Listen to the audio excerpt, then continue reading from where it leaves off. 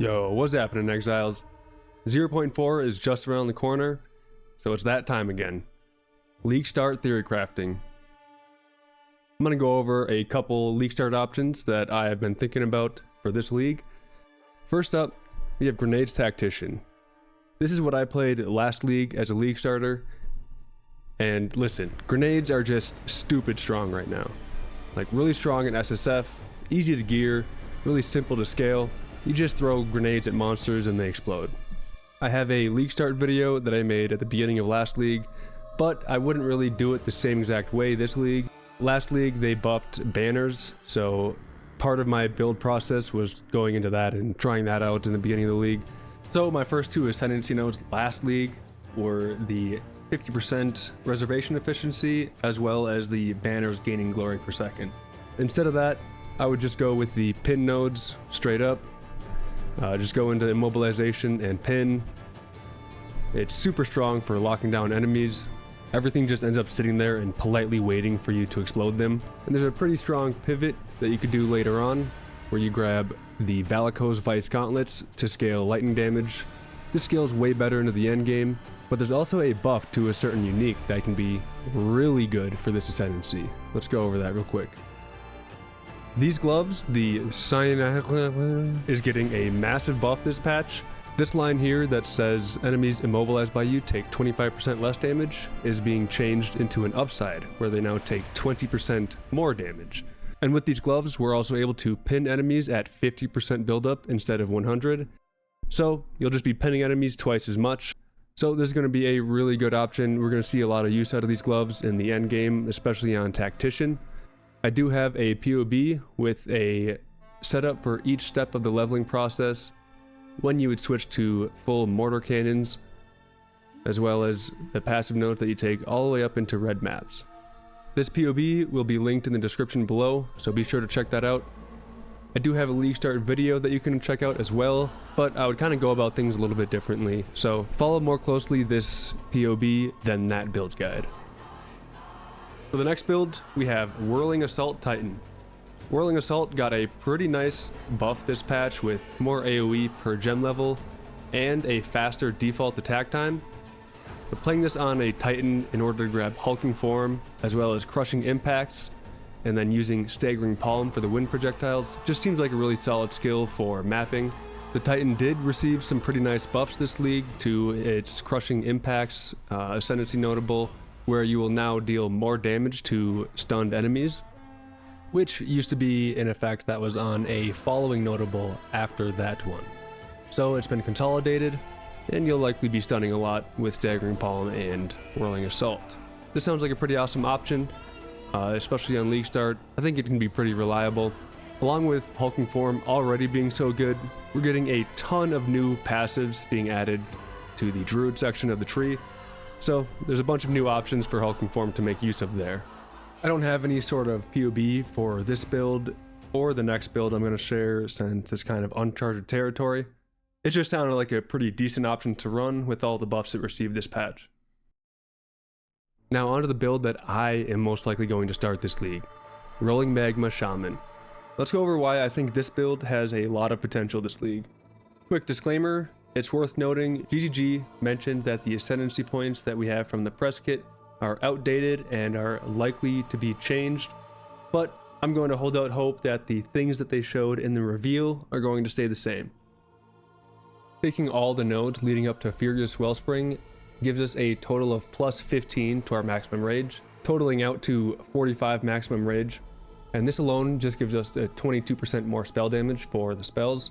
And along with current passives that we have in the current skill tree, we have plus 4 to maximum rage here, and this cluster down here gives us another plus 14 to maximum rage. And you can see here I've kind of simulated what it would be like to go and path towards all of these nodes. It would be 31 points. As you can see, I had to start at Warrior since Druid is not in POB yet, so just ignore these 3 points here. If we were to grab all of these rage nodes, it would cost us 31 points. On top of that, the node reads, increases and reductions to mana regeneration rate also apply to rage regeneration rate. And by default, we have 6% of your maximum rage regenerated per second. if we have all of these rage nodes plus the rage soul core inside of a darkness enthroned belt, we can get 70 maximum rage. So that would mean we get 4 rage regeneration per second. And then I've also simulated what it would be like to grab all of these mana regeneration nodes. With this, plus just one kind of mid breach ring that has mana regen on it, we get over 200% mana regen. Where are we at here? Recovery. We get over 200% mana regen just from all of that. So it won't be hard at all to get even more than that. With this 200% increased mana regeneration added onto the rage regeneration, we should be getting at least 12 rage per second. Now it's important to scale this because our non-default attacks, which is basically every other skill aside from the swiping and slashing you have with the bear maul and all that, every single skill is going to consume 5 rage every time you use it. On top of all that, we are getting a ton of new nodes to the druid part of the skill tree, which we have no idea what they are quite yet. There could be even more max rage, there could be more mana regen. In fact, there probably is going to be some mana regen there. Looking at this right now, it only looks like it could get better once we get the new passives. And since we are already scaling mana regen, it may be worth considering the Wave Shaper Tideseer Mantle as our defensive chest piece. This chest piece gives increases and reductions to mana regeneration rate, also applied to energy shield recharge rate. So this will help us keep our energy shield topped off, but we also might just take Zealot's Oath. It'll be kind of a spur of the moment thing. We'll play around with it, see how it feels. Now I know that Rolling Magma is going to be an attack as opposed to a spell in PoE1. So I will want to make use of this spell damage node by probably running something like Cast on Crit. Maybe Comet, maybe Thunderstorm. I don't really know quite yet. Now these couple of nodes are definitely possibly being changed. The reactive growth and adaptations and stuff, that all seems really strong. Converting 15% of physical damage into elemental damage is basically just 11% less phys taken, as long as you have max resistances. And then if adaptations stay, you get even more damage reduction per adaptation, which is probably going to be a really solid defensive option while you're mapping. With all that being said, if defense isn't needed, then the Bringer Apocalypse node just sounds so cool. On top of all the cool rage stuff and whatever, there's this. I mean, just look at this.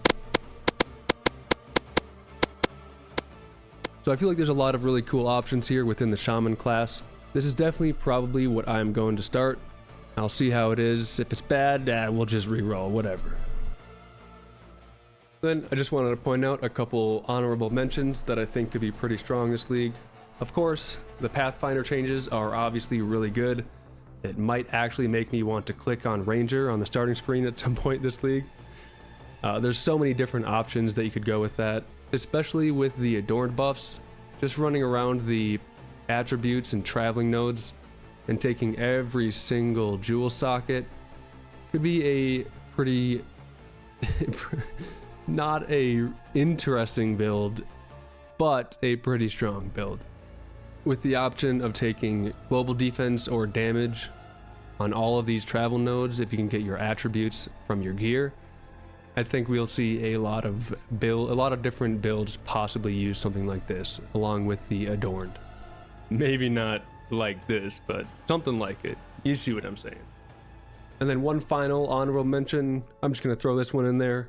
An Explosive Spear Ignite build with the Fan the Flame support for proliferation, possibly on Infernalist with Bringer of Flames, or maybe even just on Amazon to scale that flat damage as well as crit. Explosive Spear buffs are actually pretty solid. Explosive Spear now gains +1 limit of lodged spears every 8 gem levels.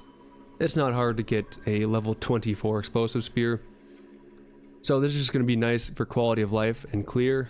I tried making a build with it last league, and it just because of the limit of lodged spears, it just didn't turn out great at all. So this is actually a really solid buff to the Explosive Spear.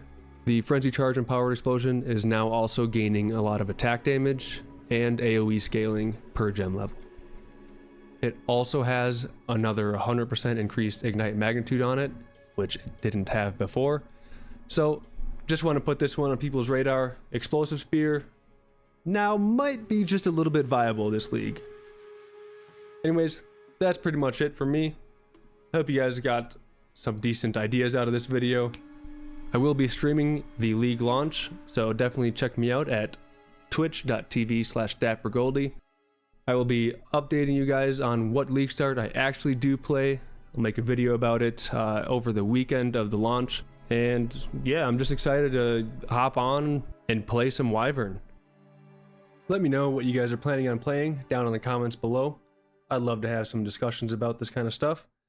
And with all that being said, I hope you guys all have a great league start. Peace.